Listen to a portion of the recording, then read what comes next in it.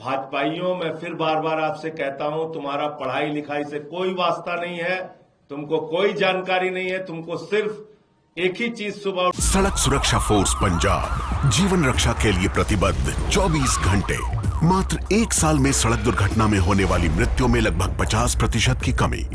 ਕੁਝ ਸਮਾਂ ਪਹਿਲਾਂ ਮੇਰੇ ਭਰਾ ਦਾ ਐਕਸੀਡੈਂਟ ਹੋਇਆ ਸੀ। ਸੜਕ ਸੁਰੱਖਿਆ ਫੋਰਸ ਨੂੰ ਕਾਲ ਕੀਤਾ 112 ਨੰਬਰ ਤੇ। ਵਿਦਿਨ 5 ਮਿੰਟਾਂ ਦੇ ਵਿੱਚ ਇਹਨਾਂ ਨੇ ਆ ਕੇ ਮੇਰੇ ਭਰਾ ਦੀ ਜਾਨ ਬਚਾਈ। ਜੇ ਉਹ ਨਾ ਮੈਨੂੰ ਉੱਥੋਂ ਚੱਕਦੇ ਤਾਂ ਹੋ ਸਕਦਾ ਸੀ ਮੇਰੀ ਮੌਤ ਹੋ ਜਾਂਦੀ।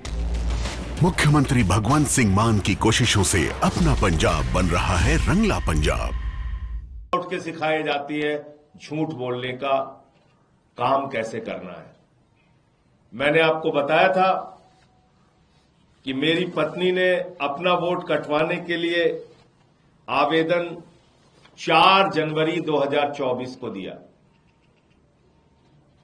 4 जनवरी 2024 को यह आवेदन दिया जिला निर्वाचन कार्यालय सुल्तानपुर में। इसके अलावा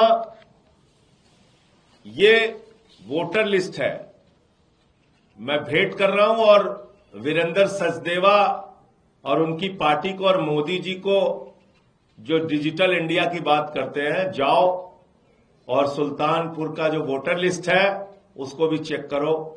इसमें मेरे माताजी का नाम है राधिका सिंह, पिताजी का नाम है दिनेश सिंह। इसके अलावा न मेरा वोट है न मेरी पत्नी का वोट है। ये वोटर लिस्ट है, ये पड़ी हुई है, देखो इसको। दूसरी बात, ये उस पूरे बूथ की वोटर लिस्ट है। मैंने कहा सिर्फ अपने हिस्से की वोटर लिस्ट निकलवाऊंगा, हो सकता है भाजपाइयों को थोड़ा बहुत शंका हो, बुद्धि कम है तो थोड़ा दिमाग उनका कम है। तो मैंने सुल्तानपुर के पूरे बूथ की वोटर लिस्ट मंगा ली है। इस वोटर लिस्ट में नाम दिखाओ बीजेपी के लोगों, पूरे बीजेपी को जोड़ो, इसमें इस काम में लगाओ।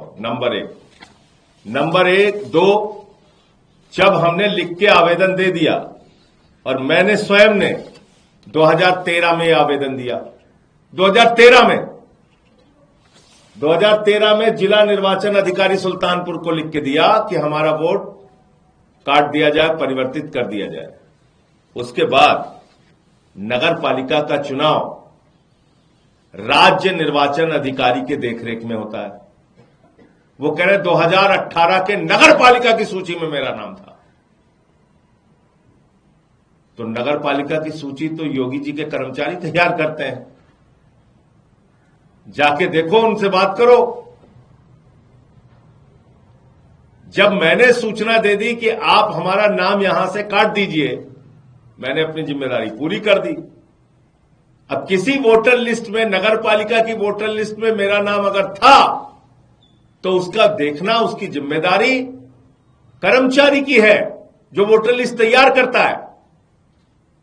इतनी सामान्य समझ तो होनी चाहिए। इसलिए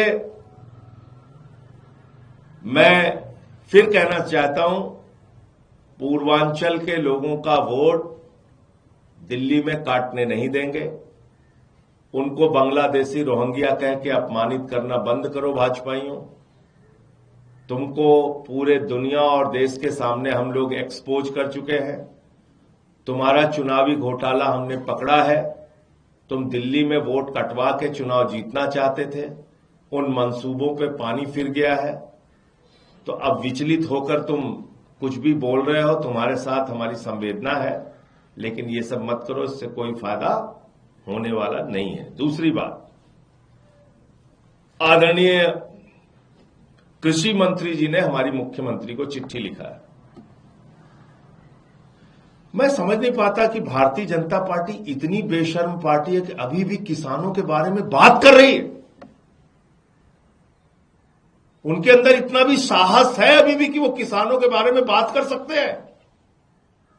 जिस पार्टी ने 1 साल तक हिंदुस्तान के अन्नदाता किसानों को गुलाम की तरह दिल्ली की सड़कों पे, दिल्ली के आसपास बॉर्डर पे दुश्मनों की तरह ट्रीट किया, उनको पाकिस्तानी कहा, उनको खालिस्तानी कहा, उनके ऊपर गोलियां चलाई, लाठियां चलाई, आंसू गैस के गोले छोड़े, जिस भारतीय जनता पार्टी के गुनाहों की वजह से 750 किसानों ने अपनी शहादत दी, वो भाजपा किसान के बारे में बोल रही है।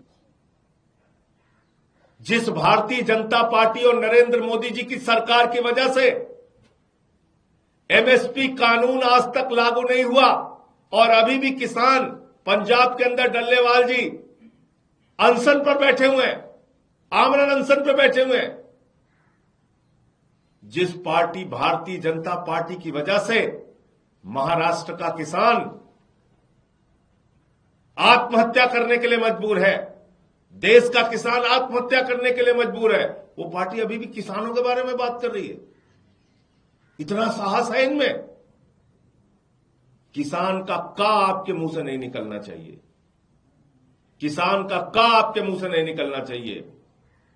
भारत की आजादी के बाद किसानों की सबसे बड़ी द्रोही कोई पार्टी है तो उस पार्टी का नाम है भारतीय जनता पार्टी। किसानों के साथ विश्वासघात करने वाली कोई पार्टी है तो उस पार्टी का नाम है भारतीय जनता पार्टी।